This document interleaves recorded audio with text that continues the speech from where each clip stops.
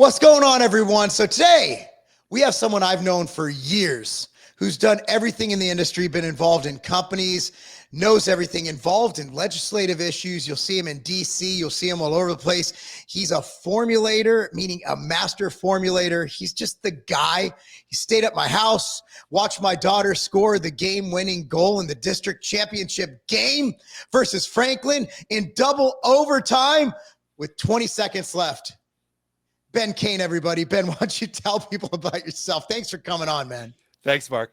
This is so cool. I don't know if you remember this, but I came to your seminar in Wisconsin in like 2016 at the SUPS college. Yeah, that was great. Sups, yeah. Like I came up, so to give some background on me, I'm just a supplement nerd that I tried to go to college for this and it ended up dropping out because I was going to school for dietetics, which like taught me nothing. My parents hate hearing this, but like I learned nothing in college that translated to my career. I learned everything that I know working in Marc Lobliner's NutriBio facility. Like I just learned hands-on.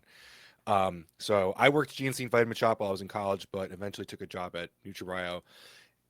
Came up through marketing, sales, did a little bit of like I was the guy that gave a lot of tours at their facility, so I learned a lot about manufacturing. And then just went third party at this company called PricePlow. Which I think we've had some collaborations in the past, but for people who are new to it, PricePlow is just an authority in dietary supplements and active nutrition. We create content to help people understand it better, and we work with brands, like you said, to formulate behind the scenes to help bring stuff, cool stuff to market. And we try to just bring good people together. Last year, we did a collaboration with ketones, which I'm sure we'll talk about today. Yeah. But we do a lot of really cool stuff, and I'm really blessed to just be able to wake up and like my main goal every day is to kind of fulfill the duties that that PricePlow needs in terms of creating content, but I try to improve the industry every single day. So that also includes, like you said, going down to DC and work and helping to push a better regulation and legislation, but anything dietary supplements, active nutrition, we love to play in it. Yeah, it's funny because people say that the industry is unregulated, and dude, I speak to the FDA regularly. I have a contact over there. When I come out with a new product, I just send it to them. I'm like, hey, is there anything glaring that you see that is violating anything? And I actually say this, and people argue with me. I think the supplement industry is the best it's ever been, meaning that I believe there's more companies that have quality products. Like we don't have the label claims issues we used to have. We still have them. You've seen them with the creatine gummies you were talking about on PricePlow. I don't know if that's malicious, though. I think they just don't know how to stabilize creatine in gummies. Yeah. Like there's a flash point to creatine and there's stabilization. And when working with those molecules, it might look fine even a day after the test, but then it starts to degrade. It just starts to go down. So I'm not even saying that, and then they tested a bunch of brands that nobody ever heard about on Amazon. But when you're looking at brands that right, like your Cellucors and you're looking at your Ghosts, and you don't have to worry about getting 15 grams of protein spiked with taurine in a label claim that has 25 grams of protein. I know this for a fact. Like you, I talk to dozens of companies, if not more a day.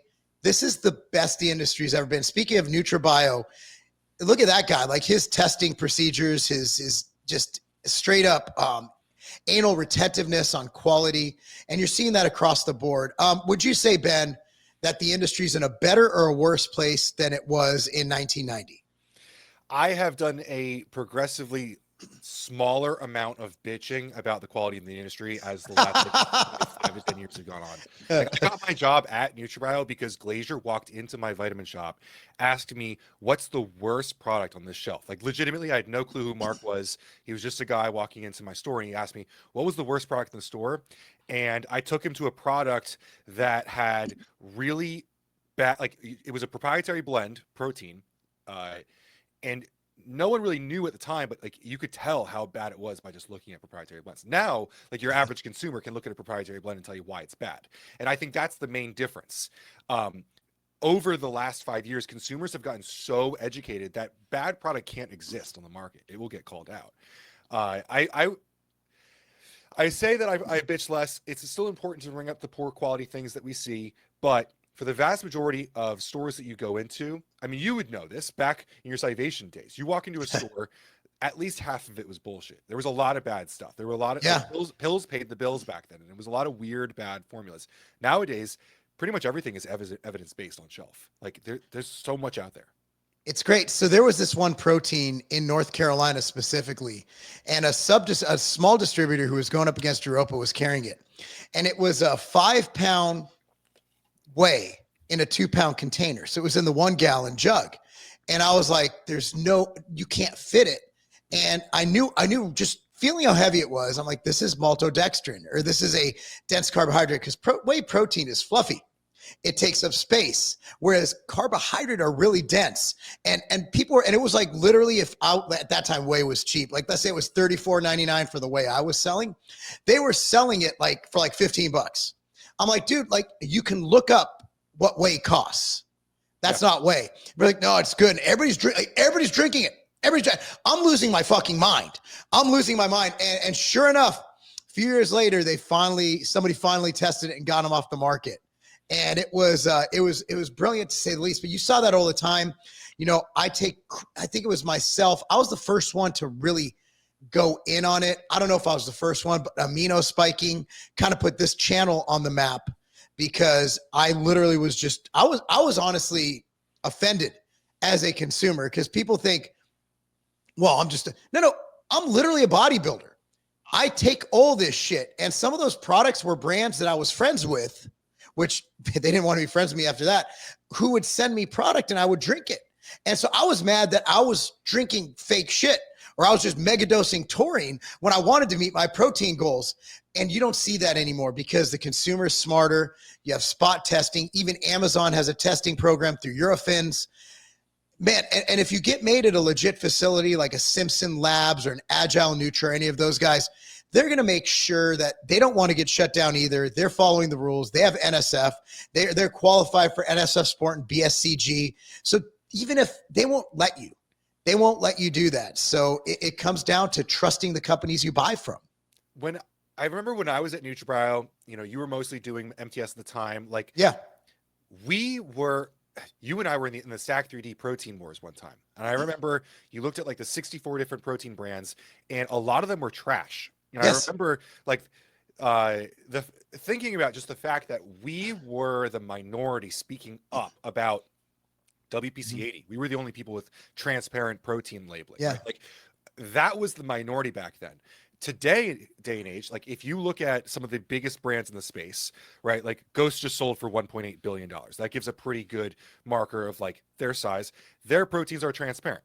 Or if you go to Chris Bumstead, who is one of the best known fitness professionals of all time, we could probably say, his protein is made at Simpson, right? Like there are so many different quality brands in the forefront of these markets that it's such a difference. Back in the day, you know, it was much more like YouTube than Instagram back then. But the people who were talking about quality and, you know, pressing against the status quo of just kind of like crappy product, that was the minority, and that's no longer the case anymore.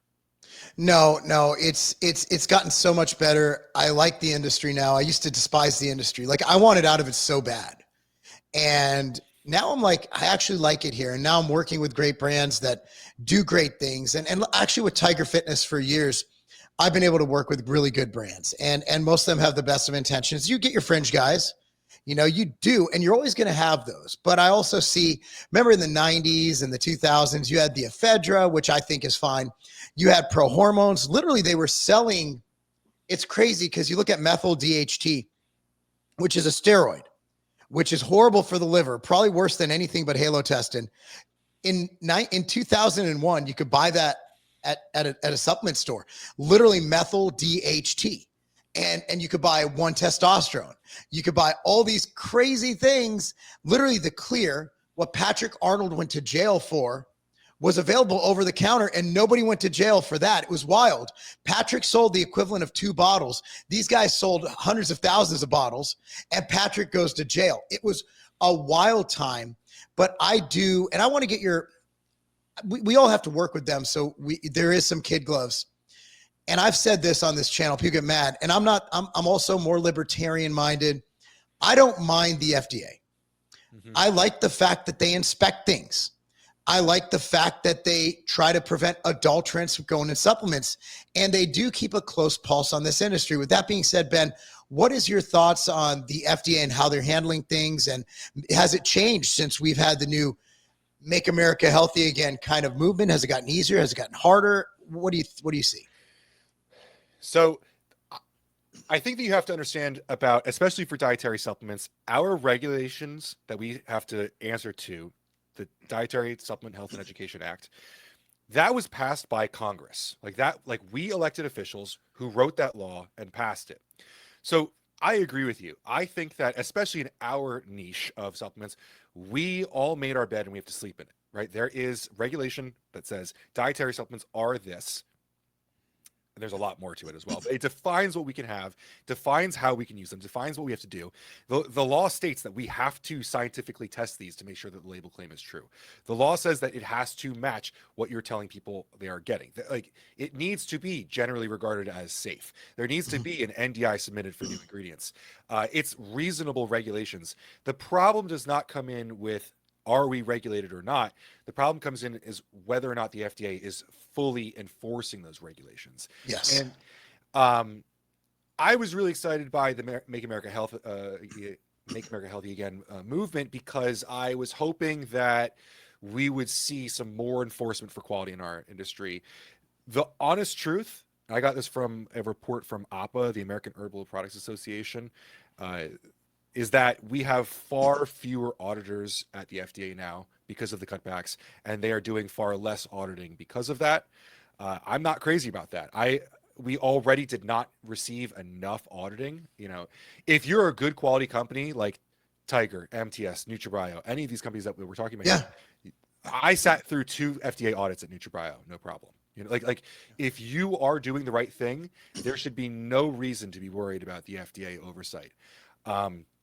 We do go down to DC oftentimes, and there are some lobbying associations that are pushing for something called mandatory product listing. Are you aware of this at all? I am not. Okay, so this is a new controversy in DC and in the supplements overall. Dick Durbin from Illinois. Oh God. So he's on his way out in 2026, and his coup de grace, I guess, the last thing he wants to do is get this thing called mandatory product listing made. The concept is, so like you said, you call the FDA before you bring your product to market to make sure everything's good. I've made, it's not like an official call, right? Like, I'm nice to people. You've dealt me in business. Like, I don't burn bridges except for a couple. I've burnt a couple bridges. I probably meant to do it, but you know, generally I'm nice to people. I strike conversation. I'm like, hey, you know, if I need any help later on, I don't want to break the law. I just want to sell great supplements that help people. He's like, right. Yeah, dude, just send it over. You can send it on my personal or my public. It doesn't matter. I'll take a look at it, and off the record, I'll give you a thumbs up or a thumbs down. I'm like, cool. That's great. And I love the fact that you think that way, because you're doing it right the first time. But it costs a lot to change. It doesn't cost when you have the first label version. When you have to recall 250,000 units, it does.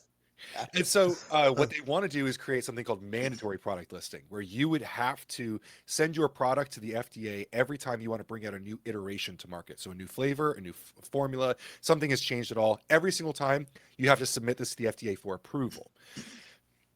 There's a couple problems here. Number one is that the FDA is not already even auditing enough of the industry. They don't have enough people. So why are we giving them more workload in the first place?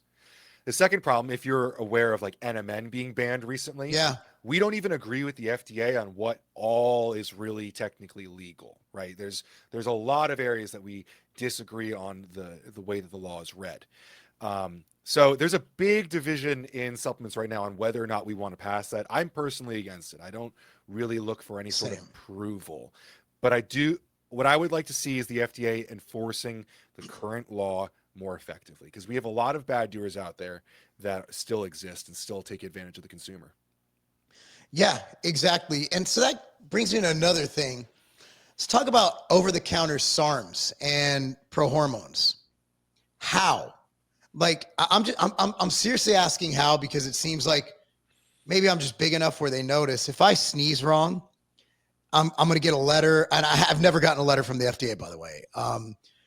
And if you notice, like even with NAC, when they were rambling about that, I took it out of all my products proactively, which was obviously premature, But when I heard, they're like, it was almost a sure thing. Remember the NAC thing? They're like, NAC's gone. They even put out a press release. They're like, yeah, we're getting rid of NAC.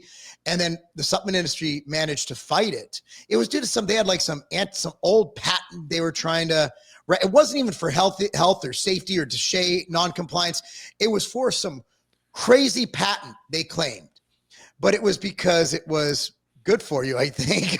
They're like, it's making people too healthy.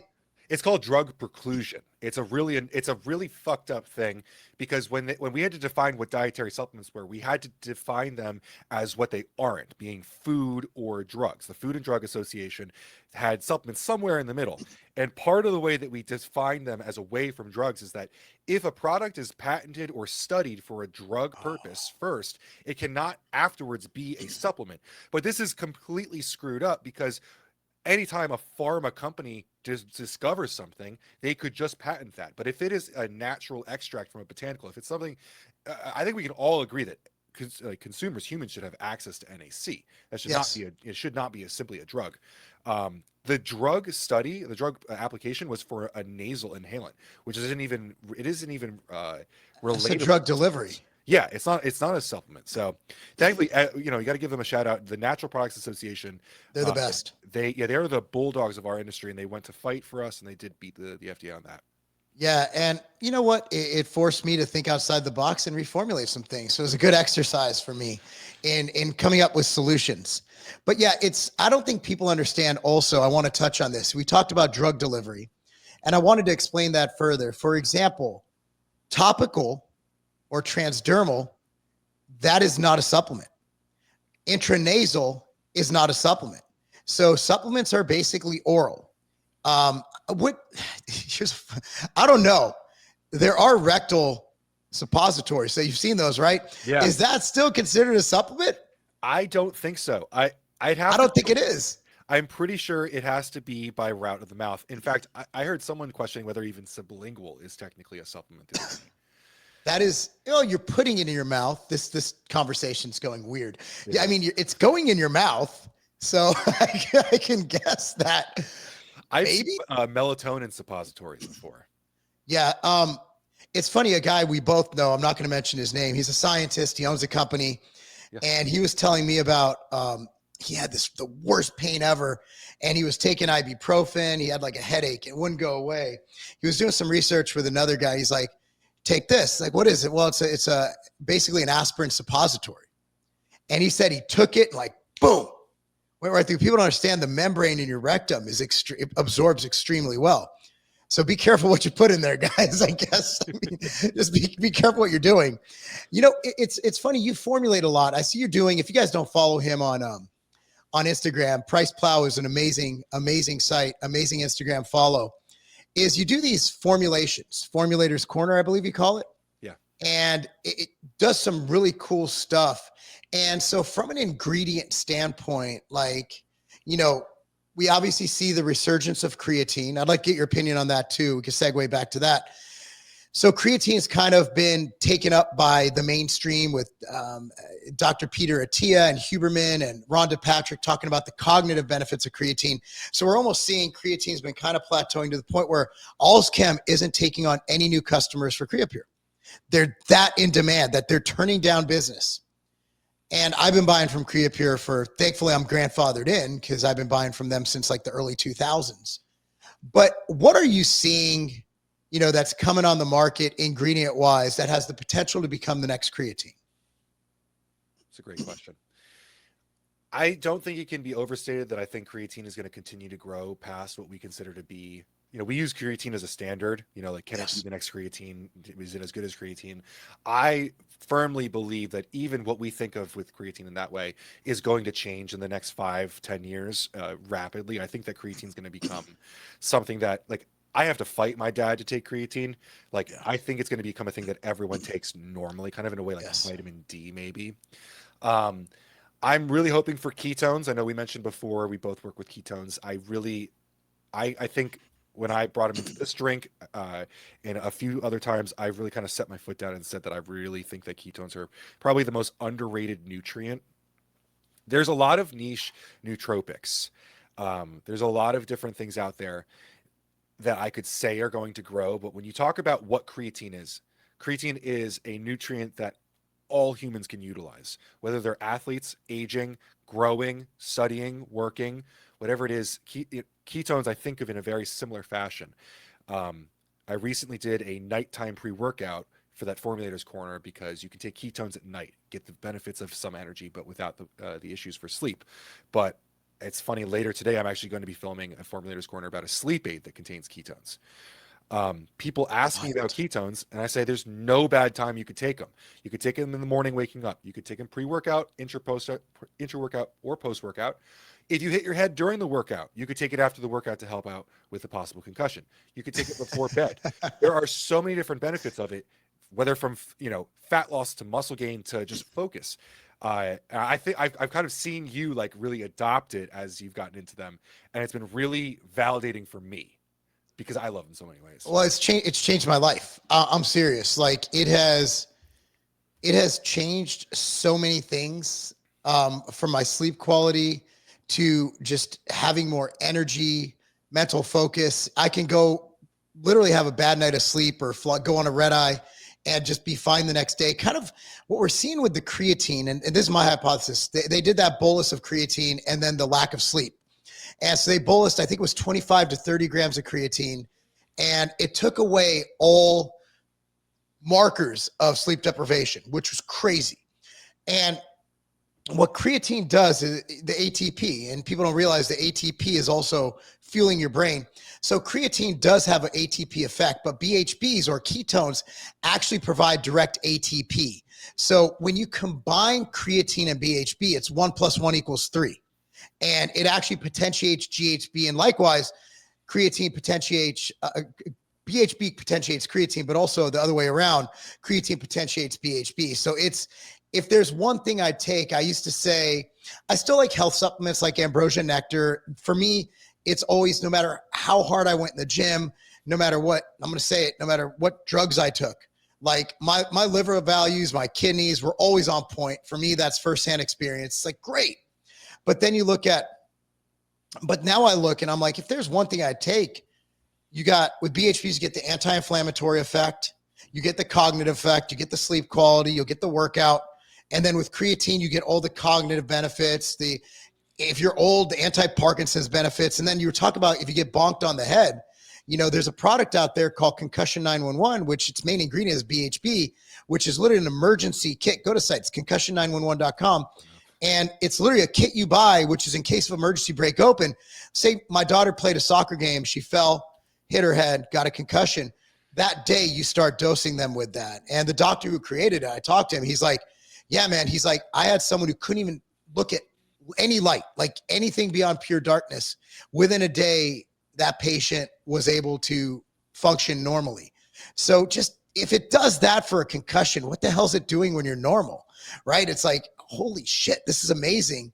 So I look at that as my hierarchy of supplements that I'll probably put creatine and BHB at tier 1, and then shared with tier 1 on another tier, kind of the health tier. This is performance and health, where I put like a good solid organ, and this is my list. So, well, you sell it. Yeah, okay, great. I sell it, but it's still, I would buy it. And of course I'm going to create stuff I like, right? And then multivitamin, fish oil, whatever. You can all bulk those together, whatever your goals are. But if I'm going with a tier, man, I'm going with creatine, BHB, and a nice overall health support supplement on top. Are you gonna make a ketone like standalone? There's everybody. So that's where I see it going. Absolutely. I think everybody should make one. I think everyone should have one. I think that it's going to be like creatine in that, because the thing about BHBs is you have dosing, like the sleep study you're talking about. There was one done in 2018. There's another one that was just done in May of 2025 out of Japan. It was 1.9 grams of BHB. Whereas if you're looking at the weight loss studies, you're looking at around 10 grams. And if you're looking at just energetic effects, you could get anywhere from 2 to 5 grams. There's still studies being done on the perfect dosing, and that's going to take some time.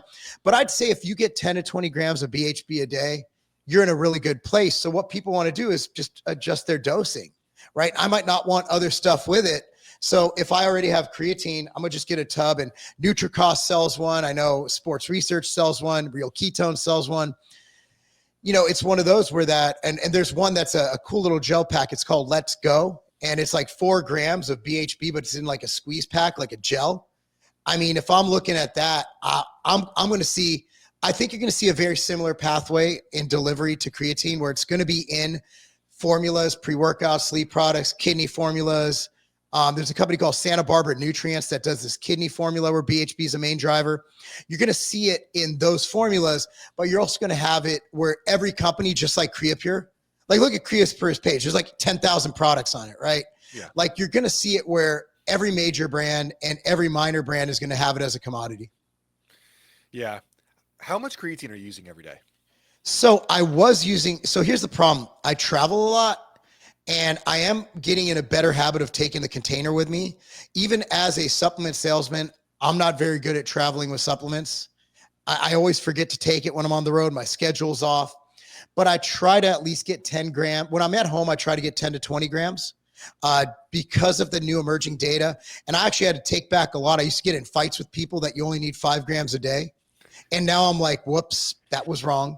See, this is what I mean. I sincerely believe that the talking points around creatine are going to change. I think that, you and I were probably people who always said, like, it doesn't matter what time you take creatine, but now it kind of does matter what time. Like, if it helps after bad sleep, then does it help after a really intense workout? It could. I'm starting to turn all of my thought process upside down. I'm thinking back in the day, like the Lane Norton bodybuilding.com days, where all you need is 5 grams of creatine and caffeine in your stack and everything else is a waste. And all of a sudden now it's like, you can take 20 grams. You can take it for a certain time. It's very interesting. Well, I always thought of creatine as a non-acute buildup type supplement, right? Like once it's topped off, it's topped off. But the data, see, here's the thing. I talked about this with Dr. Ben Bickman. As soon as they said, trust the science or believe the science, that's when they lost me. That's when I'm like, I'm not trusting anything you say. What you say to do, I'm not doing it. Right. And again, I'm not taking a political stance here. I don't care if I am Bernie Sanders himself with a Marc Lobliner brain. I'm literally going to tell you, I don't have a PhD. I have a marketing degree. So I could sell you a PhD, but I can't get a PhD. All right. So here's the problem. If you know anything about the scientific process, which you should have learned in 8th grade, science is never settled. And that's why real scientists, they will never say it's proven. No, they'll say it demonstrates. They'll say it's been shown. They will never say proven. So when Fauci was like, the science is proven, I'm like, okay, hold on, time out. This is the first thing ever that is proven. Like, look at it this way. Lane Norton in the bodybuilding.com days, I'm going to bring it up. He hated glutamine and he still does. But remember, before he had more scientific data, he was promoting glutamine. He loved it. It was in his daily supplement stack. And then he read more data was published. And like us with creatine, like I was right. I wasn't wrong. I was right based on the data we had. But again, there's a reason why we do studies. You do a study to disprove your last study. And if it doesn't disprove it, then that probably indicates something really cool is happening. But yeah, I completely agree. We were wrong now, but we were right at the time. I feel similarly about my position on ketones because I was anti-keto. I was a power lifter. I liked carbohydrates. I have always been a performance athlete. I have never starved myself of carbohydrates. And so the keto diet did not make sense to me. And as such, I didn't understand the allure around ketones. But at a certain point, it was funny because Mike was the keto bro and I was the carb bro. And at a certain point, I remember we asked ourselves, we're like, what if we took both of them? What if we could have the best of both worlds? And we've done a couple different drinks that never made it to market, but where we were bringing these things together. And I see similarities between that creatine evolution and what's happening with ketones because so many people, unfortunately, only associate ketones with the keto diet, and that has to stop. Well, it's dual energy, and I think you're going to see a lot of that where you have. I know a company right now that's doing a dual energy intra workout and a dual energy pre-workout. And you're going to see a lot of those intra workouts. But the thing is, when we came out with Ritual PM at Ambrosia, which was one of the first non-keto ketone product, it wasn't geared towards the keto dieters. It was just a healthy coffee add-on to start your day, and made it taste delicious. Put MCT in it, Velocitol. I love Velocitol. I want to talk more about that. And when we put it in there, our whole thing is, wait a second. If ketones, when people are on the keto diet, they're like, they say, yeah, I might have, but man, I felt so mentally sharp. And that's not because you're not eating bread. That's because you're getting those ketones. And when you're on a keto diet, your body's already producing them. So you're just adding more, but it's the same fuel source. But when you have ketones and you have glucose, your brain actually prefers ketones. They did a study on this. And if you have, I think it was half the ketones of the glucose, and your brain still use 65% of the fuel from ketones. So people argue, well, your brain prefers glucose. I'm like, that's because it's there. But when you give your brain both of those energy sources, it actually prefers the ketones. It will go to those first. So when you combine those energy sources, let's say you run out of ketones, or vice versa, you run out of glucose, you got a whole new energy source to power you through your workout, through your day. And remember, your brain needs a lot of that stuff. And that's why it works for concussions. It gives your brain another energy source to help with the recovery process. It's really, for me, it just made sense at the time. This back in 2017 that, oh, wait, why would I? In fact, I would think it's better without being on the keto diet. I would think it's tenfold better just from a logical standpoint. You have two fuel sources. Yes. Like you have a hybrid right here. Like you're done using gas, the electric engine kicks in, you're good to go. So that was just always my perspective on that. That's exactly how I think about it. And I'll go one step further to like kind of say, like you can have full glycogen stores, right? Like when you go keto diet, you lose all of that glycogen and you're flat, but your brain will typically feel really great when you have that ketone like fuel. But when you're able to have both, you can have your pasta dinner before the competition and have the ketones. It's like this dual energy where you can, I just personally, I've utilized it in that way a lot. I think your son wrestles, right? Yeah. So I did a jiu-jitsu competition last year. And I did a lot of work on like my VO2 max, my conditioning, but also my strength work around it. And I utilized that like dual fuel as a way to always manage that. Like I was always carved up, and then before competition, I'd be throwing in ketones for my brain. Yeah. For my kids, like both my kids wrestle and one plays football. So I have them on BHBs 10 grams a day year round and creatine for the head protection. Cause wrestling, man, we had 2 kids break their neck this year in Tennessee. I mean, it's a hard, dude, sports are dangerous. They are. And I realize that every time you step on the field, you step on the mat, you're at risk. But especially my 12-year-old who's a dog, like he's bringing the problem with football is the better you are, the more you can get hurt because you're delivering this impact, and somebody else might be as good as you. They deliver that impact. So even at 12 years old, like my son is so explosive that he's delivering some friggin' really cool hits that look good on video. But I'm like, as a dad, I'm like, should we check him? Should we do the eye test? Like, look at my finger. And so, but it does give me a peace of mind that, we know enough now where we're like, okay, here's your 5 grams of creatine a day. He puts in his shake every day.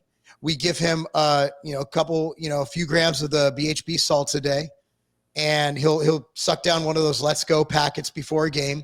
So it's for me, it's just a peace of mind that, and I wish I didn't know about BHBs when my daughter played soccer, because her senior year, once you get one concussion in soccer, because you're taking the ball out of the air, you're falling, you're hitting the ground. There's more concussions in soccer than football. People don't realize that. Wow. And I wish I would have known about that, because her recovery was tough. The first concussion, man, she was messed up for a few days. And we have had some kids come to our facility, Legacy at Carbon in Franklin, Tennessee, that, man, they'll be out for 3-4 weeks, can't look at light, can't do any ballistic movements.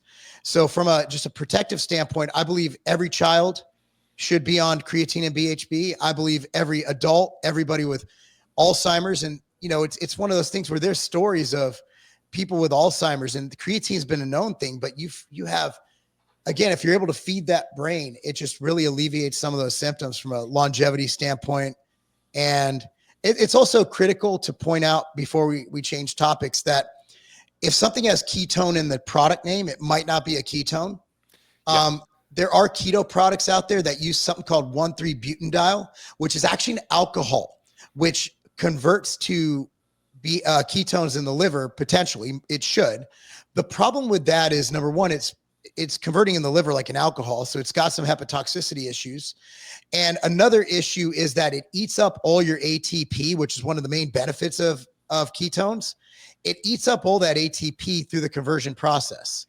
So you will have ketones in your bloodstream, but you're losing a lot of the benefits that ketones bring to the table. So, the best-selling ketone products say ketone on it, but don't have one ketone in it.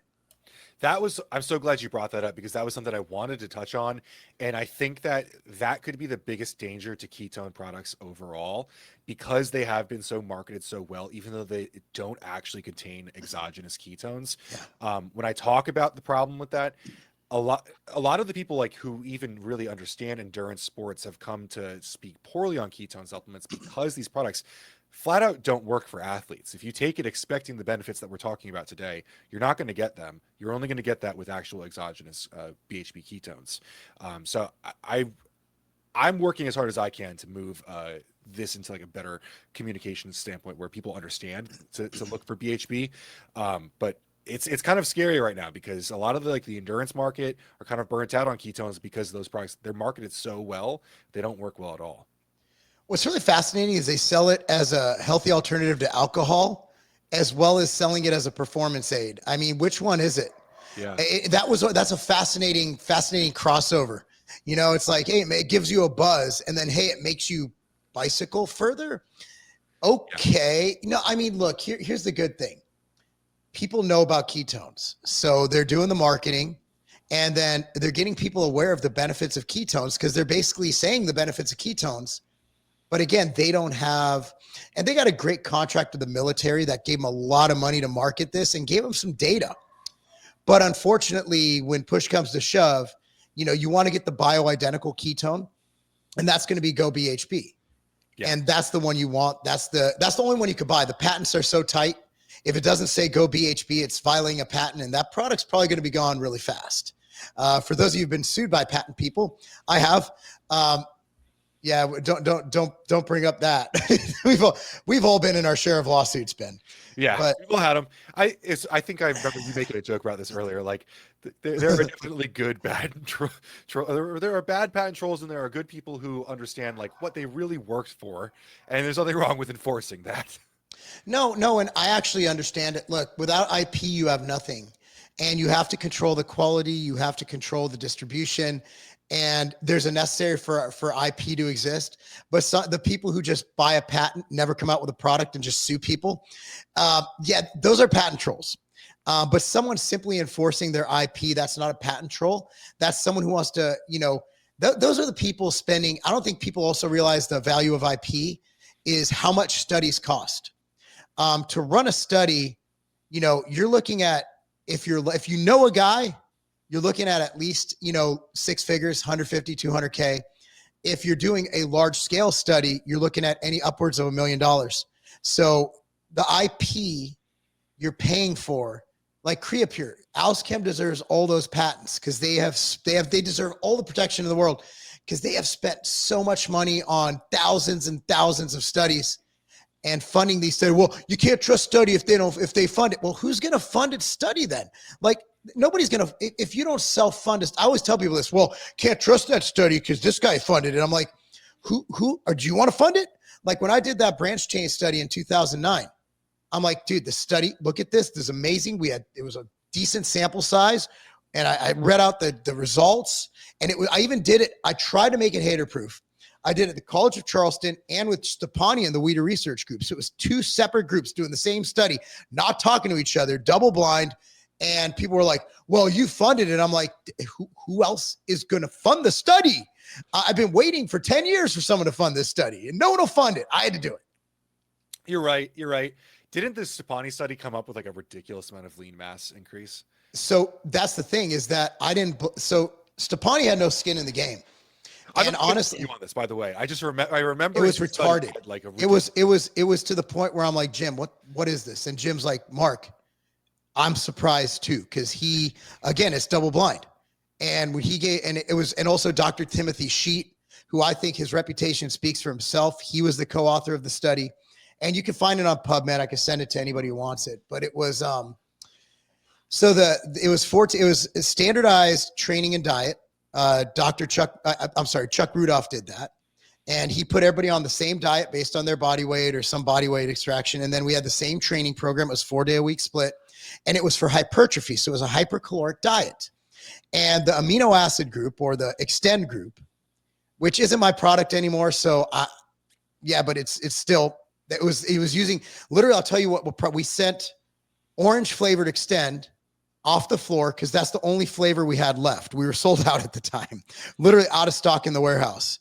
And it was extend versus Civation Whey, our other products. So again, we're not going to fudge. Either way we win, versus a placebo, which is Gatorade. So the branch chain group, again, don't fall out of your chair, gained 9 pounds of lean mass in 8 weeks and lost 4 pounds of fat. So the whey group gained 4 pounds of lean mass and lost 2 pounds of fat. The carbohydrate group, all standardized 14 grams of each, gained 1 pound of lean mass and lost 0 fat. And if you think you're shocked at that, imagine me. I'm like, this is too good. No one's going to fucking believe this. Yeah. But it legit, I will swear on my children's lives. I will swear on a Bible. Those are the results. And whether we can replicate that, I'm not spending another $200K to do it. If someone wants to refute it, I'm going to run into the sunset with those results. I don't feel like spending more money on an ingredient I don't even sell anymore, really. So again, if you want to disprove it and you got a lot of money, go ahead. I'm not going to spend 150, 200K to disprove myself. So it reminds me of when you sell products and promote them, though. It's like, who else is going to pay for this study? If people don't fund science, science doesn't get, like, there is no doctorate student that's like, I want to find out, like this niche question about these amino acids that no one cares about. Like, science does not occur without funding, and that we have to stop. We have to start looking at the quality of the study and stop just complaining about the funding. Yeah, I mean, look, man, I didn't believe it either, but it's really what happened. And I don't know, again, studies, it's all about the sample groups, but they were randomized, and everything was accounted for. Hypercaloric diet, 4 days of hard training. And that's what happened. And Jim Stepani had and he doesn't even really sell aminos. So he wasn't doing it for himself.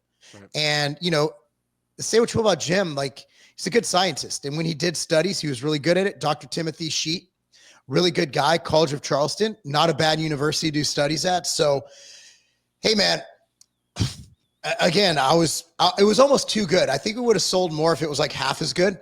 Yeah. But again, like, I put my money where my mouth is. People were like, branch chains don't work. I'm like, cool. How much does it cost to do a study?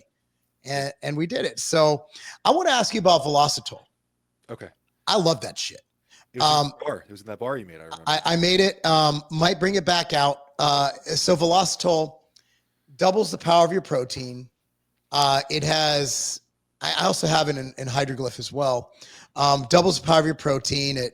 It has some effects because it's a chromium derivative. Mm-hmm. What is your opinion on Velocitol? Am I off base in thinking it's cool, or do you think it's a cool ingredient? I think it's cool, and I think it's misunderstood. I think Velocitol is misunderstood and underappreciated for what it really is, because in the acute, it supercharges your protein absorption. But if I remember correctly, there's a more long-term study on Velocitol where they look at the adaptations from that supercharged protein absorption. So yes, in the 24 hours, of using protein, it raises your muscle protein synthesis and it helps in the acute. But over time, you're going to have better adaptations to your training. Your body is going to utilize that protein even better. And I believe there was even better data as time went on in athletes using it regularly. I think it's an awesome ingredient. It works in foods. It's not expensive to add in. It's chromium and amylopectin. And Nutrition 21 has always been great with data. I think it's a great ingredient. I'm glad we're on the same page. There's also Aminogen, and they've been around forever. They have the Aminogen, which is you have to use less of it. Aminogen 5, I think it is. Okay. Yeah, I don't know. I've used them both. I like them both. I mean, I think if I had to choose one, I'd choose Velocitol. I would But too. I think that as humans, there's a pretty. Here's another thing. Like talking about emerging data, there was what was it? A study last year that our bodies could utilize up to 100 grams of protein. I'm not yes, really too worried about enzyme wise, like enhancing digestion and absorption. But what you're right about what Velocitol does is that it supercharges the usage of it. It seems like our body really soaks it up and does something with it, and that's pivotal to me. yeah. So with let's move back to legislation. Let's do it. Looking at what's going on, you see like New York passing the you have to be over 18, and we had to do all this crazy stuff with our website to ship there, and it's on stupid things like protein powder and creatine. Is the government that stupid? The answer is yes. Or why do you think? Because I look at protein and creatine, I look at that as a food. Sure. Like I'm not looking at it as a supplement. What do you think? Is that just ignorance, and what can we do to inform them and educate them? When you dive into why these things are happening, there is a group out of Harvard called Striped who has it's basically a group of students who band together and see what they can do to utilize the things that they're learning. It's like a not like a think tank, but it's they picked issues and went after it. And what they did was they found people with eating disorders, and they are trying to link eating disorders to fat loss and muscle gain supplements. Some woke bullshit there. Yeah. So Body shaming, body positivity. I agree with you and I understand, and you're totally on point, but it's like to really deal with this, you have to look at it from a very objective standpoint. So NPA filed a FOIA request to see if the FDA had ever received adverse reaction reports linking eating disorders and supplements. And in the entire history of receiving adverse event reports, there's never been an adverse reaction combining diet pills and dietary supplements. The claim is totally off base, but they're going state to state with this. Like, I'm really sorry about this. The people that dealt with these eating disorders clearly had an actual issue that they needed to deal with. But the story that they tell is sad and just frankly untrue, that dietary supplements, either fat loss pills or muscle builders, contribute to eating disorders, and they use that to ban from people from under 18 using supplements. So now, if you ship into New York, you have to pay for a signature, right? Like it causes undue charges to companies. Yep. I went down to my state capital and helped out MPA with their hearing about this. And when they were questioning the legislators that were bringing this, they asked him, all right, here's a situation. Your daughter is at college and she has a cold. She wants zinc and vitamin C, but she can't purchase them because she's 17. What do you do? And he looked us in the face and said, you can mail her vitamin C and zinc. She doesn't need to go buy it. These people are just trying to restrict people from purchasing dietary supplements, which are healthy, they are effective, and they don't have any connection to eating disorders. It's wrong. And what it's going to create is a bunch of issues for interstate commerce, right? If you're shipping from one state to the other, you have to know all these things. I'll bring this up for you too. Some states are now banning food dyes or ultra processed ingredients, and those regulations are going to be different per state. So maybe you have xanthan gum in your protein. In some states, they may consider that to be an ultra processed ingredient. So to ship that to Texas and Arkansas, it's going to have a different label or formula. It's going to create a huge pain in the ass for everyone. And you're right. The government is just that stupid. Well, I mean, it's Harvard. They do think there's 274 genders, and apparently they hate the Jews. So, I mean, I'm just playing. Not really. I was really proud. I'll tell you this. That was a joke, guys. I'm sure not everybody at Harvard hates Jews. Just like most of them. Like 97%. There's 3%. That's the Jewish population there. I live next like to the Princeton Jews. University. I kind of know what you're getting at here. But Dude, they're the trust the science people, man.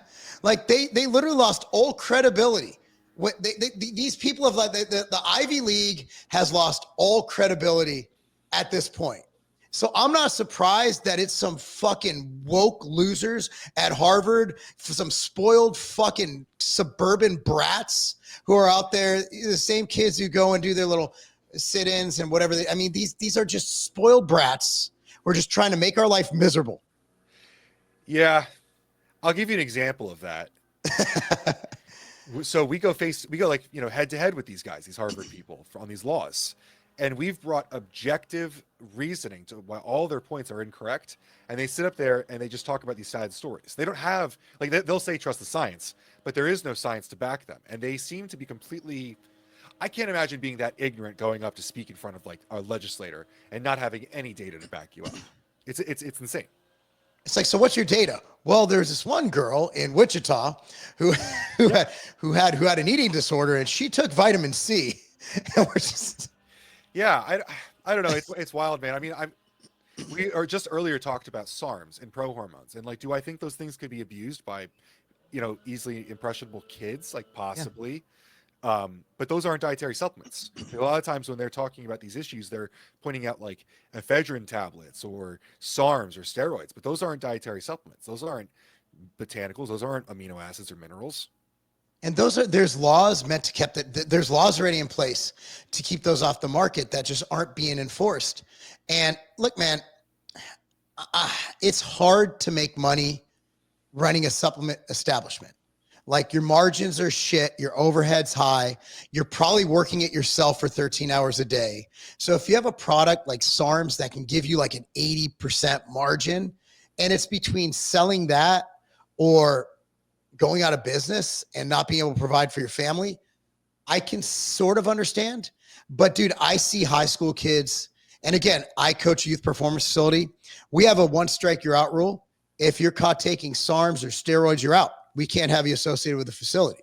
Wow. And but these gyms are filled with, teenagers who are jacking themselves to the gills with SARMs, which are suppressing them. These SARMs are not safe. Their dosages are through the roof. The safety studies on Ostrine at 3 milligrams. You're taking 50. Like, the standard Ostrine on the market is 50 milligrams. So yeah, the dose is the poison, right? So it's astounding how they're still out there, but there is case law. I think it was with pro hormones, and it was actually out of my hometown. And it was not when I was a kid, but Fox Nutrition, it was called, out of Culver City, California. The owner went to jail, the owner of the store, for selling pro hormones after the deadline date. So these guys look, the government is probably going to get you.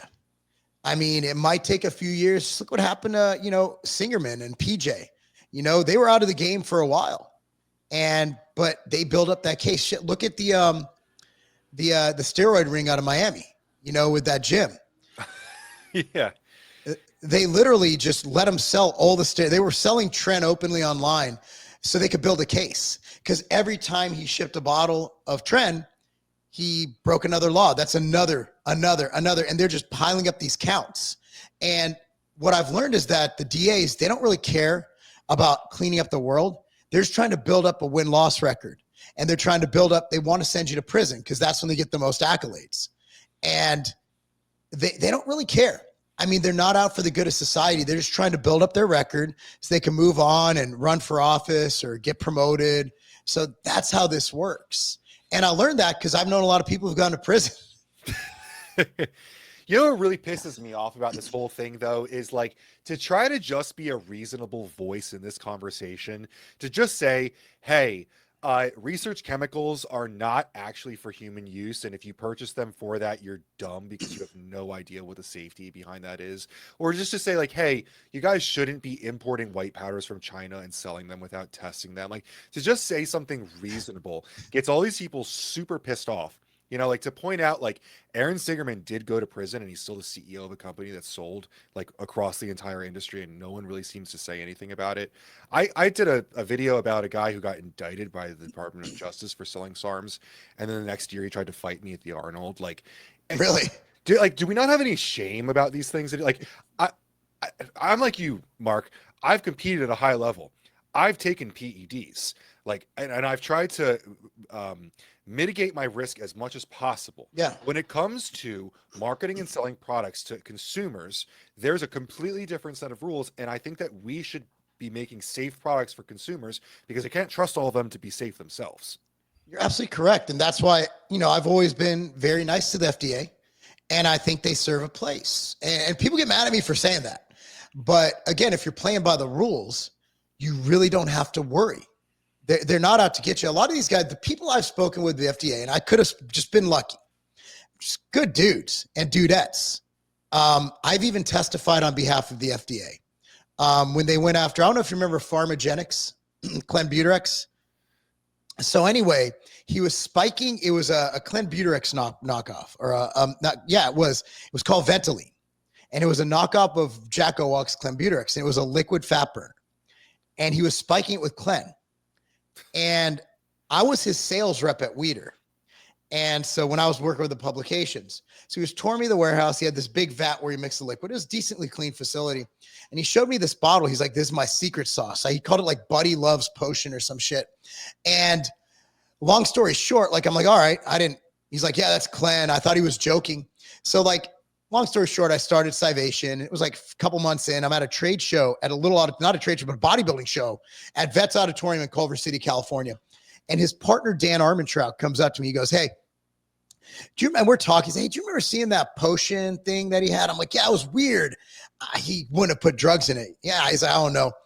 Whatever. So that was on a Saturday. That Monday, the FDA calls me, the DA in California. She's like, yeah. She's like, we want you to testify on behalf because you saw this potion. And I'm like, what if I don't want to? She's like, we're going to make you testify. You come on your own will, or we can subpoena you. I'm like, oh, I guess I'll go. So I drove down to San Diego, and I had to testify in front of a grand jury. Guy's name was Brian Rubach. And it's all public record. And so I'm sitting in front of this grand jury. And for the first hour, all they did was they were basically trying to see if I was a piece of shit. They're asking me all these questions about my childhood. Have I ever used drugs? At that time, I probably took a sip of alcohol. Like, I was in my early 20s.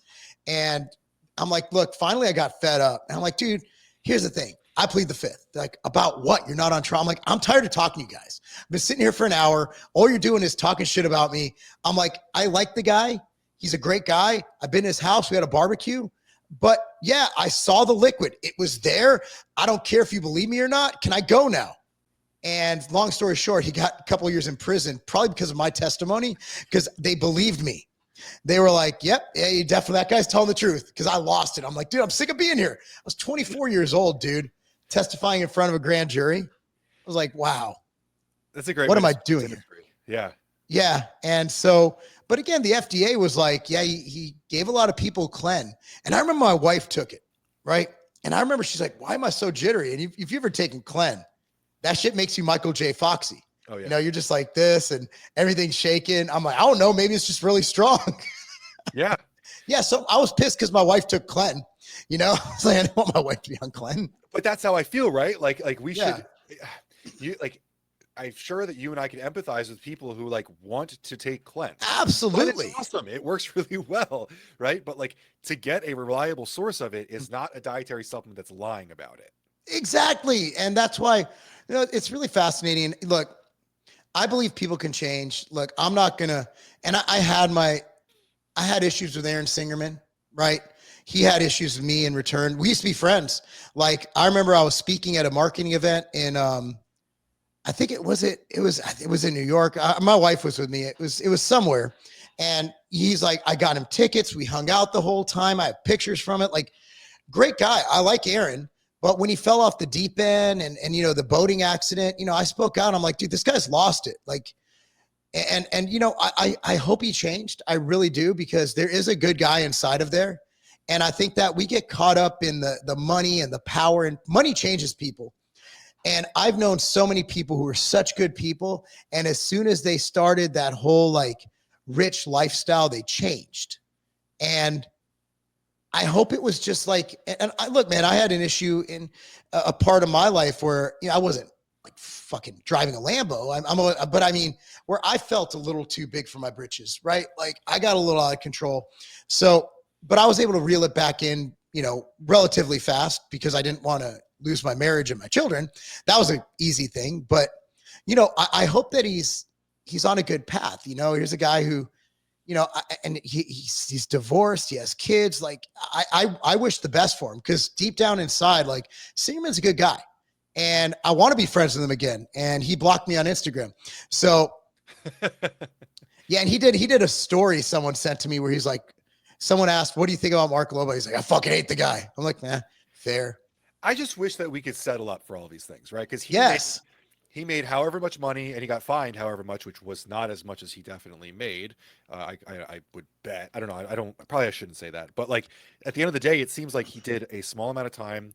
He's divorced, but like in terms of like reparations for what he did selling all these steroids to so many people, it doesn't really feel like our industry is any rehabbed from that. It doesn't feel like it just comes back and Redcon is just there still. It doesn't feel like anything's gotten better, which is kind of frustrating when we want to clean up this industry so much. He probably is a great guy. He probably does have, a lot of redeeming qualities outside of it. I think he has a lot of redeeming qualities. I really do. He's a genius. The guy's really smart. I mean, you cannot discount the fact that he's built multiple brands and he's a marketing genius, smart guy. I respect him. Do I agree with what he did at a certain part of his life? No, but I think that as I get older and I get closer to God and religion, I understand that everybody needs to have a pathway back to redemption, and that we can judge people, but it really doesn't matter. Mm-hmm. I mean, at the end of the day, there's only one entity who could judge us. But yeah, I hope that he's. And again, like I'm not calling into question the quality of his supplements. Again, I know where he gets a lot of his supplements are made in very reputable places. I'm not by any means doing that. I'm just saying that it was precarious how he got out of jail so quick. I mean, I think everybody was shocked. It's like, dude, he just got in. I should say like I actually believe that Redcon is probably made in incredible facilities no matter what. I bet it tests out every single time because you don't get to that size without that kind of quality, right? Oh, God, yeah. To your point, like if he sneezed, the FDA would definitely be coming. I'm mostly really speaking about like the industry as a whole. Like we watched this whole thing unfold. We watched these guys go to prison and no one really says or does anything. Like there isn't really any sort of like path forward. But no doubt there was a lot of questions about how he got out so early. I don't really know anything about that. Well, because here's the thing. Everybody's making money, right? Like Redcon sponsored half of the news outlets. And I mean, look, if I'm selling something in my store that's selling really well, I'm not going to shit on anybody I'm not going to do that. If you guys are getting 10 grand a month at Price Plow, I'm not expecting you to do an expose. And that's why it was a very precarious position for like Ryan Buckeye and, Shane over at Stacked. And I was like, people are calling him out. Like, why aren't you talking about this? And I'm like, everybody know you don't even have to ask them. It's they have to just kind of look past that story. And that's unfortunate, but everybody's got to pay their bills. And in a advertising based model like Shane and Ryan have, and for a large part, you guys do more service based. I would say that you guys would be fine because you guys are bringing more value where you're actually consulting and you're actually helping people formulate and finding new ingredients. You're connecting people. But, if you're someone who's just an industry news source who relies on ad revenue, I understand.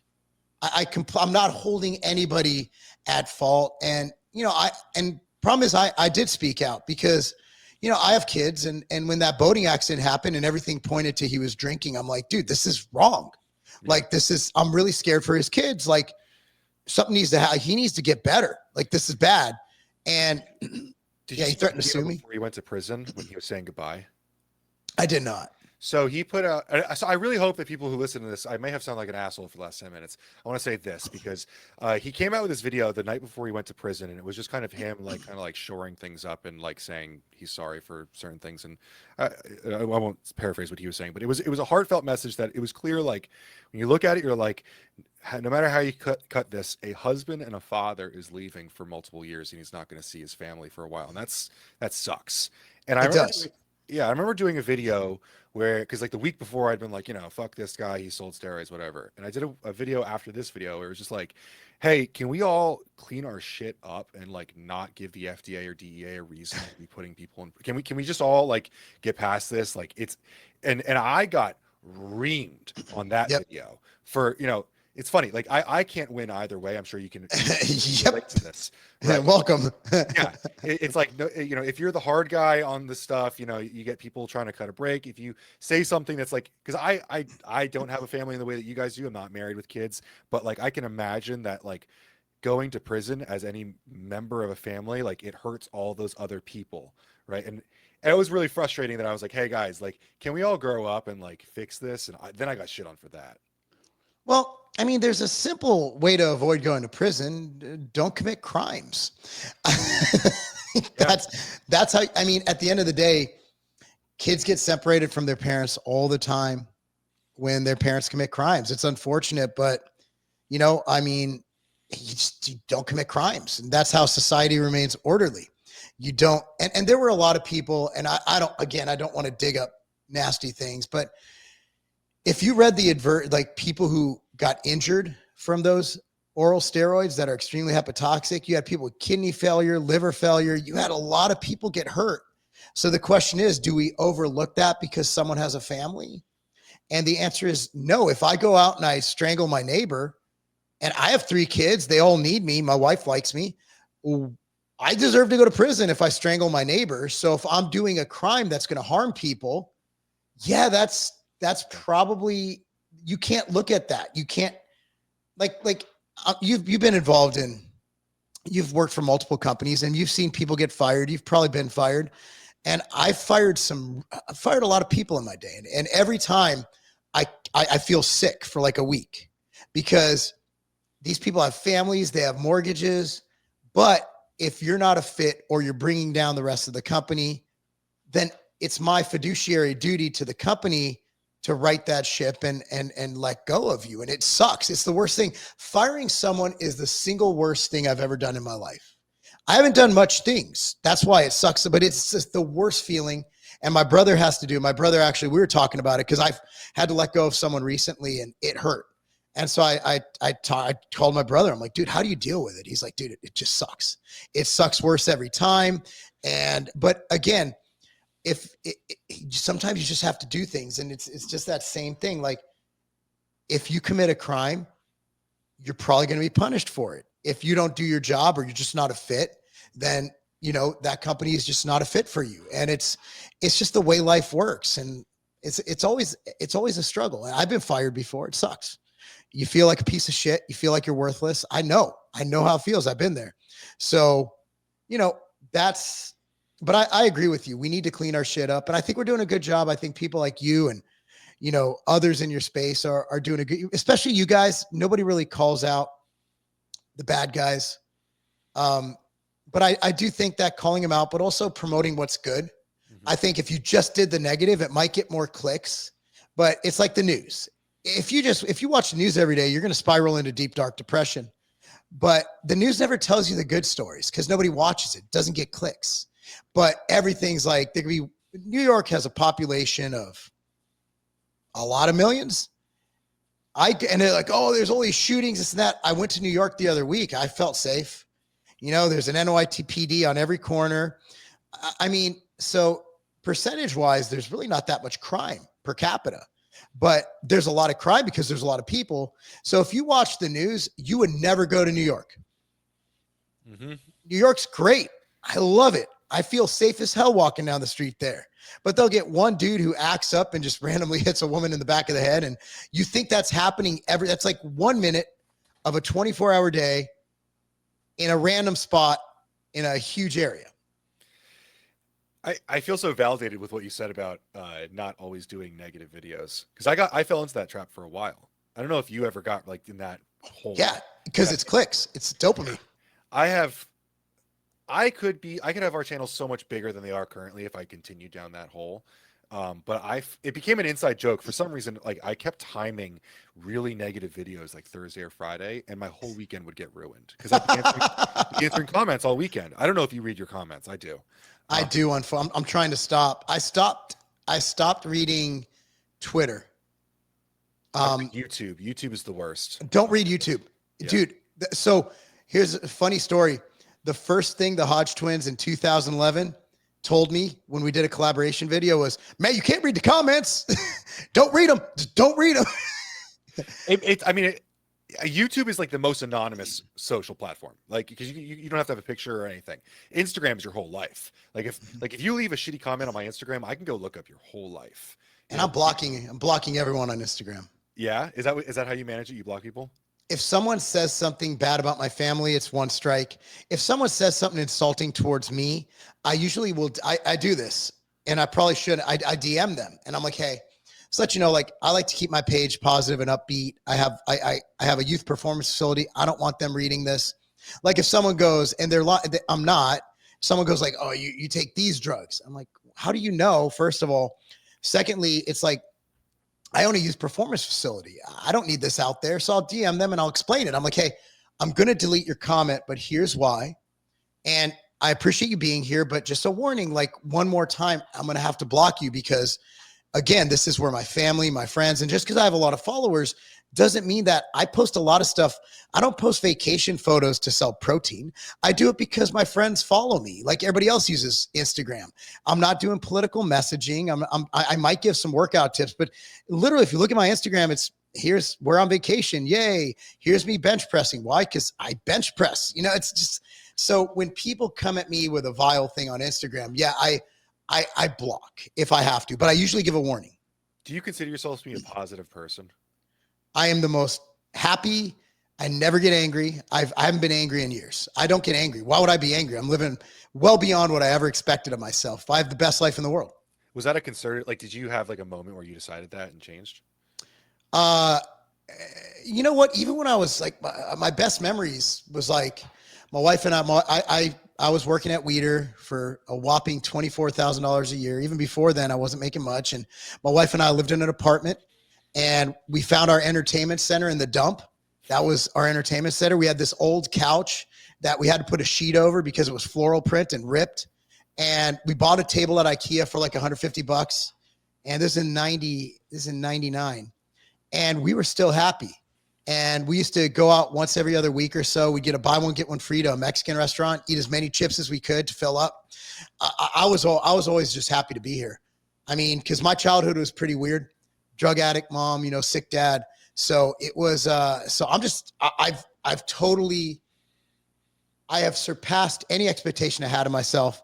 And that's why, the pro bodybuilding thing will be like, well, you're not a good bodybuilder. I'm like, better than I ever thought I'd be. Yeah. Okay. I mean, my expectations for myself weren't very high. I just kept working and I didn't really have expectations. I'm like, well, I'm just going to work my ass off and see where it goes. So, yeah, I would say that I'm happy. How about you? I have struggled with this recently, if I'm being honest, because I've came to understand that I have a lot of fun. I enjoy a lot of things that I do, but I don't consider myself to always be a positive person because I'm similar to you in that I never thought that I'd get to where I am, but I consider the things that I've accomplished to be expectations of myself. I'm not necessarily like ecstatic about them because I set goals and I typically accomplish my goals. So like hearing you say all that stuff back to me about all the things that I've done was really cool because I came up watching you. Like you were my role model in all of these things, like creating content, getting out in the industry, doing that. But like you did them, so like why wouldn't I be able to do them? It's kind of, I don't know if that makes sense, but like the accomplishments that I have, I just expected them. Well, I mean, at the end of the day, just work. I mean, I'm not overtly smart. I didn't go to Harvard. I didn't have the best upbringing. I didn't have a lot of things that I would love to have. I raised myself a lot. It's funny sitting down talking with my brother and, the fact that, I was probably from 13 to 18, it was just me because my mom was in a mental hospital and my dad was sick. So, for me, it was like, I just kept working and I just outwork people and I'll do whatever it takes to get the job done. And that has given me these opportunities that I've had, and people will notice when you work. And good people will notice good people. So that's why, meeting people like Rob Rogers, meeting people like, like my good friend, Sean Torbody, meeting people like Chad those are all relationships that were built by doing the right thing and, doing good by people. Chad was a customer of mine. when I owned Civation. And then, Civation, I sold that, and Chad's, and I'm like, hey, let's do something together. It's like, let's go. Sean, me, and Mike were just, hey, we want to come out with a really cool product. Cool, let's do that. I think just not burning bridges and just when you tell somebody you're going to do something, do it. Yeah. And do it on time and do it exceptionally well. And that's going to put you in a great place in life. And, like vacations, I don't take time off. I had a great time in Costa Rica the last 2 weeks, but I made sure that I still had like three, four sales calls a day. I still woke up before everyone else got work done. When everybody else was chilling at night, I'd still work 8-hour days, but I was able to bookend that with fun. And that way I didn't skip a beat, because the world doesn't stop when you go on vacation. And a lot of business owners know that, and employees don't know that because you get time off. But here's my advice to employees: that if you have someone that can step in for you for 2 weeks and the company doesn't suffer, the company probably doesn't need you. Mm-hmm. I'm just saying you need to make yourself indispensable, make yourself irreplaceable. And then you will achieve your goals. You don't have to start your own business. I know so many friggin' sidekicks, Robin to Batman's, number 2 in the company, just really good, second to the CEO, that have made millions and millions and millions of dollars. Like, we know the same people who are those guys. Oh yeah. And then they're done.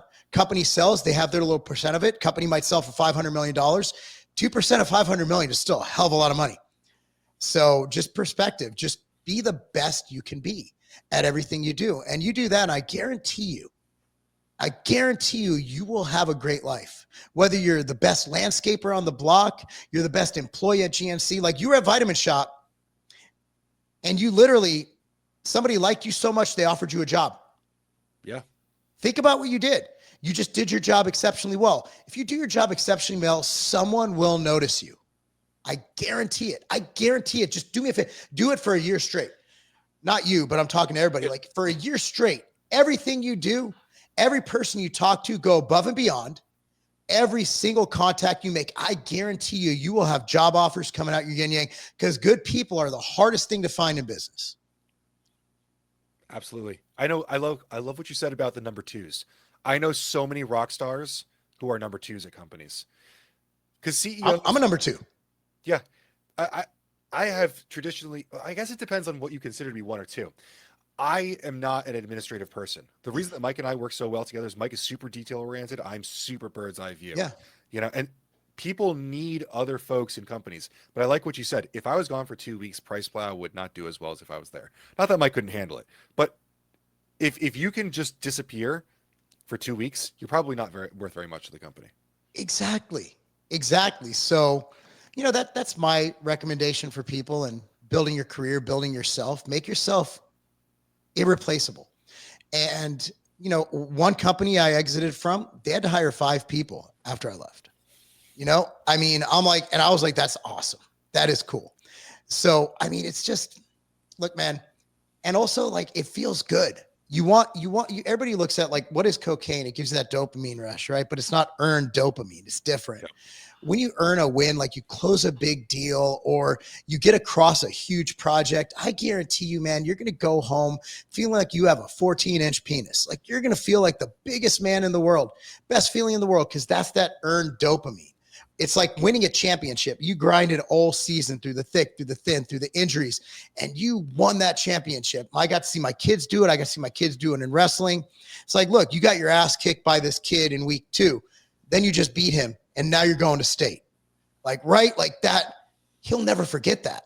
And it wasn't the easy win. It wasn't snorting cocaine or doing an illicit drug. It was literally like that buildup. And that win, and winning a championship, man, it's the best. And you got to witness my daughter do it with the game-winning goal. She'll never forget that. No. And I get teary-eyed just thinking about it, right? Like, but how many times did she practice that kick beforehand?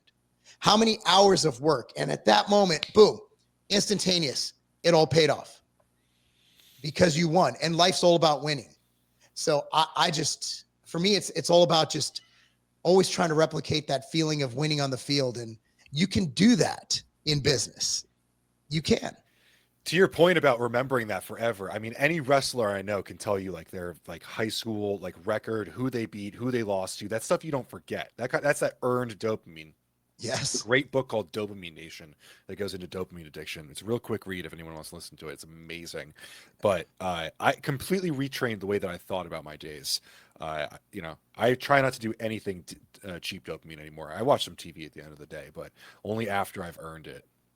I've been watching this Young Sheldon show. I'm addicted to it. You seen that? Yeah, it's good. We call it our nightly brain rot. Oh, yeah. And the dad's so funny, the big fat football coach. He reminds me of every football coach in the South. Really, Yeah. he does. But it's, you also gotta take time.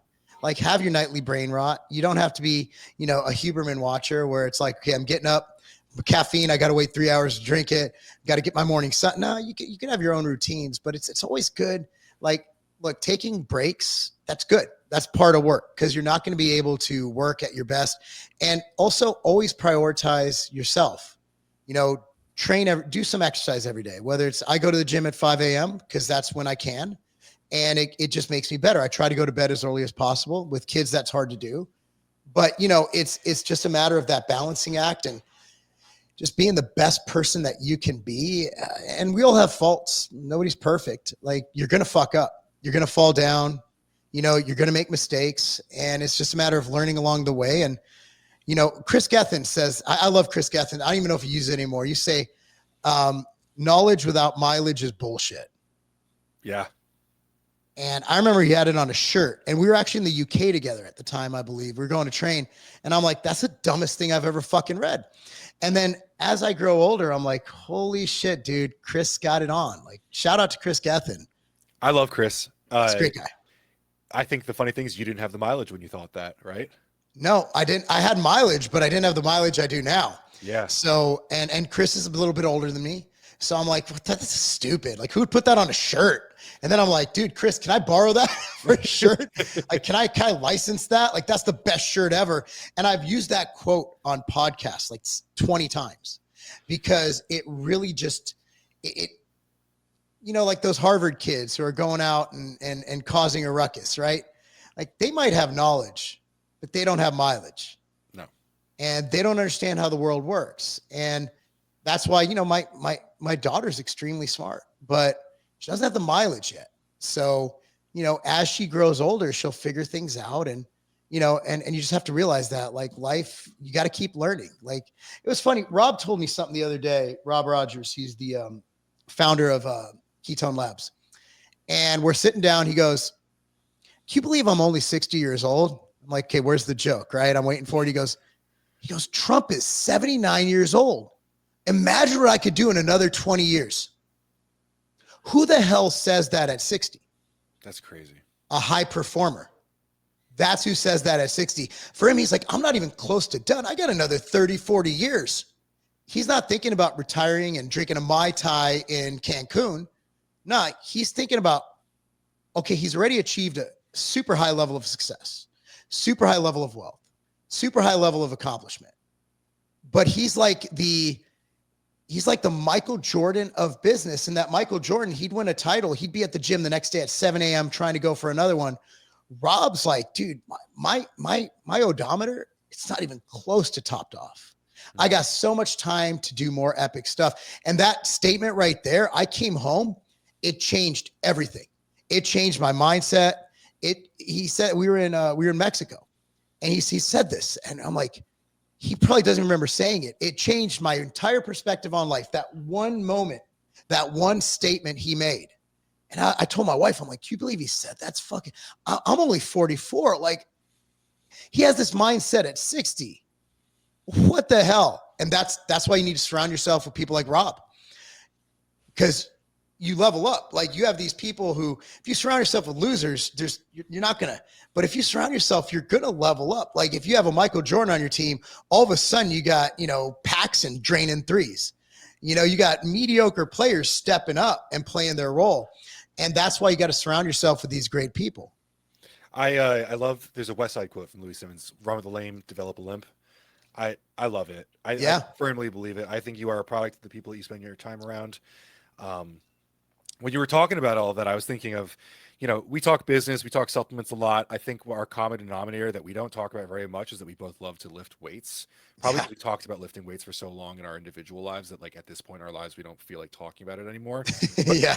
like to that point, I remember being in my 20s and being like, what's the perfect angle for a bench press so that I can build my pecs more? And I remember guys in their 30s and 40s saying, it doesn't matter, just keep benching.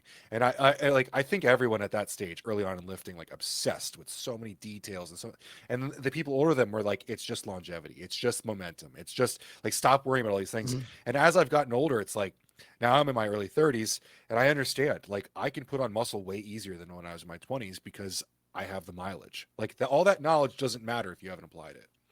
No, and muscle is accrual, right? Yeah. You don't gain it in a week. It takes years and years and years. And, and then it's hard to get rid of it. Like when I was boxing, I tried to get rid of it. Wouldn't go away. And I was like, oh, okay. Well, I was lifting like 2 days a week and just doing compounds, which should have grown. I was like, all right, I guess I'm a heavyweight. I didn't want to be a heavyweight because heavyweights hit hard. So I was like, what am I doing here? And no, but you're so correct. And, lifting for me, yes, I like to look a certain way. I like going on vacation and being the most in shape dude there, even though I'm in my 40s, right? I love it. I'm not going to lie. I'm a vain person, but for me, it's a mental thing. I have to do something active every morning, whether it's lifting or a walk and then a cold plunge or something to just get my juices flowing and start your day with a win. And does that mean I hit PRs? No, it means I did it. Yeah. Because if I hit PRs every day, my body would break in half at this point. Yeah. So you look, your mindset's on point. I think that when you start to feel depressed or anything, just realize that there are so many people out there who would trade places with you. Probably 90% of the planet would trade places with you in a heartbeat. Probably more than that, probably 98%. I mean, in most of the world, they don't have stuff we just have for being in this great country. Yeah. And if you've ever traveled abroad, you know what I'm saying? Like in Costa Rica, there's like these little huts with these steel roofs, and somehow they have a TV in it. But the whole family's like, you can look in their house. They leave their doors open out there. The whole family's like crammed around this little ass TV in the living room. And it's like a 200 square foot room. And then there's like a little room in the back and they all stay in that house. You have plenty. They couldn't even do a pod. They don't have enough room to get the American flag and get the camera angle we have here. Yeah. Right. Like, so you just have to realize that, dude, we are blessed. Like, this is amazing. And we're in a land of opportunity where the harder you work in a meritocracy-based environment, the better your life can be. So it's really hard to feel bad for yourself. Yeah, that's a great dose of perspective. I like that. Yeah, you look, human life is suffering, right? Like human life's a terminal illness because you're going to die. You're born, you're going to die 100%, unless you're Brian Johnson. He's not going to. He's going to live forever. He's aging in reverse, actually. Yeah, which one? Oh, not that good. Liver King doesn't look so good anymore, man. Man, he looks terrible. Holy shit. He aged like 20 years. Dude, I really wanted to do a spoof of that video of him talking to Joe Rogan. I wanted to do it to Ryan Buckeye and be like, Brian Buckeye, we don't have to do videos. That was the most unhinged. Did anyone like figure out where that came from? Did that ever like get resolved, or did he just get? I had to do a video on it. I don't know if it's an act or if he legit snapped, because this guy will do anything for clicks. We figured that out. It was the different size pupils was the thing that sold it for me. But do you understand that Joe Rogan would destroy him? I wanted that to happen. I'm sure like he would never, I'm sure like, whatever, like he's a good martial artist. He probably would never do it, but I would love to watch Joe Rogan destroy him. Have you seen Joe Rogan do a spinning back kick? Yeah, it's insane. It sounds like a fucking rocket launch. Just bah! He kicked that bag and it bent. I was like, yeah, okay, you don't want to fuck with Joe Rogan. Like that dude's a weapon and he's still in crazy shape. People don't realize in Joe Rogan's youth, he was a champion in Taekwondo. He's a black belt in jiu-jitsu, like extremely well, versed grappler. Like he would kill the Liver King. Like without a referee in the place, like he would kill him. I'm not fighting Joe Rogan. Two guys I know I won't fight. Well, Joe Rogan and Mike Rashid. Oh, I'm never fighting Mike. Because he was training for a boxing match at the same time as me. And I saw him hit a heavy bag. And when I hit a heavy bag, it moves. it actually bends when he hits it. Like he hits it that hard. And I remember we're in Australia. We were actually doing an ambrosia thing in Australia. We're both in the gym. We're both hitting the bags. Like, hey man, you want to spar? I'm like, he's like, no, I'll go like 60%. I'm like, no, there's not a chance. Because if I hit you once, you're going to lose it and just knock me out. Yeah. I'm not getting in the ring with you. I'm not fighting you. There's no chance this happening. Obviously, I'm not going to fight any pro fighter like Bones Jones or any of those guys. But yeah, I don't want to get hit by Mike Rashid. That's one of my lifelong goals, is not to get hit by like Mike Rashid. If I can die not getting hit by Mike Rashid, I'll be a happy man. Have you ever considered getting into like grappling or wrestling because your kid's into it? So I did. I actually went in because I was coaching strength for the wrestling team. So I actually went in and took some wrestling lessons, believe it or not. It was fun. You know, I know enough moves to do something, but like my 130-pound kid can kick my ass because he's a state placer, and you know, wrestling's really hard to place in state. Yeah. And he was in probably the toughest weight class, and he's just so good, and he knows where to hurt. Like he knows how to do it. And I'm just not quick enough. Like that dude he slammed me the other day. He picked all 215 pounds of me up. And he's 130 pounds and slammed me to the ground. And that was the last time I wrestled him. Yeah. On the hardwood floor in the kitchen, man. It was embarrassing. Ooh. Yeah, I'm at the point now where I'm not fighting him. See, striking, I feel that way. I did a couple classes of it, and I don't want to get punched in the face. It's just like, it's a training style that I don't think is like, I'm sure, you know, they say like, you know, like what do they say in like Muay Thai, like they just kind of tap each other and stuff. Like you can say that, but like you're going to get some CTE if you train that no. No, when I was boxing, the only guys I could spar with in my gym were heavyweights. And it would be fine until you hit them. And then next thing you know, and they were all pros. They're 2 pro boxers. And man, next thing you know, it's like, bow. And I'm like, shit, that hurt. That hurt really bad. You're like, shit, I gotta go take some ketones. Man, I don't even know how many concussions I got from boxing. I forgot. Like it was that, because I'd spar 3 days a week sometimes. And it's like, why am I dead? My wife's like, why are you doing this? I'm like, because it's fun. People don't understand the absolute rush that comes from like combat sport. Like there is nothing like it, in my opinion. Do you remember the first time you got punched in the face in a boxing ring or anywhere? Yeah. I remember I was my first sparring match was against this dude who fought before. Big Polish guy, nice guy, because it was Chicago. You're the Polish or Mexican if you're boxing. And I remember like I tagged him with a jab. Next thing you know, he hit me with a right down the middle. All I remember is black because the glove covers your eyes. Mm-hmm. And then the glove fell and I'm like, oh shit, where am I? I'm like, what happened? At the end, I was gassed, had a bloody nose. He had a concussion. It was a bad day all around. Everybody got injured that day. My wife was there. She was freaking. Yeah. She lost her mind. She was like, you can't do that anymore. 7 years later. And the only reason I was able to go back to bodybuilding because she hated boxing more. She hated bodybuilding, but it was like the better of 2 evils. It's like voting for a president, right? You're like, okay, we got bodybuilding, boxing. Yeah. Okay, fine. We'll go with the one. Yeah, at least bodybuilding is non-contact. Yeah. Yeah. Well, dude, we got to do a follow-up. There's so much we could talk. We could talk for hours. But Ben, thanks for coming on, man. Where can people find you? So my personal Instagram is the Sup Bouncer. Marc Lobliner gave me that nickname back in the day because I knew everyone that he needed to get in contact with. But our business is Price Plow, PRICEPLOW. We've got podcasts, Spotify, Apple, YouTube, but our Instagram is probably the best place to find us. If you're interested in deep dives, our website is kind of like the unsung hero of formulators in our industry that no one will admit. But that's across everything. We're also on LinkedIn if you like following some boring posts about business. LinkedIn. I always get started and then I'm like, I don't know, this is boring.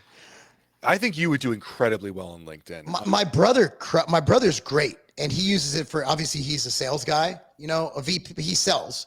So for me, all I get is messages from people trying to sell me stuff. Ignore every message on LinkedIn. Just outbound. Just literally take, if you have anything that has anything to do with business, outbound content. Don't even look. It's insane. LinkedIn, the kind of impressions you'll get, you'll be blown away. Yeah, I have a huge following. I have like 27,000 on there. Yeah. And I'll start it. I'm like, okay, I'm going to start it. And then I'm like, I'm bored. And then I get caught up in life. And I always make sure to do one Instagram post a day, but I'm not good at LinkedIn. I'll do better. Cool. Anyway, Ben, thanks man. so much for being here. Guys, please go follow him. If he's selling anything, buy it, support him. Again, the more you support people who come on here, the more they come on here, and the more cool stuff we'll have. Ben, we'll do this again, man. Thanks so much for coming on, brother.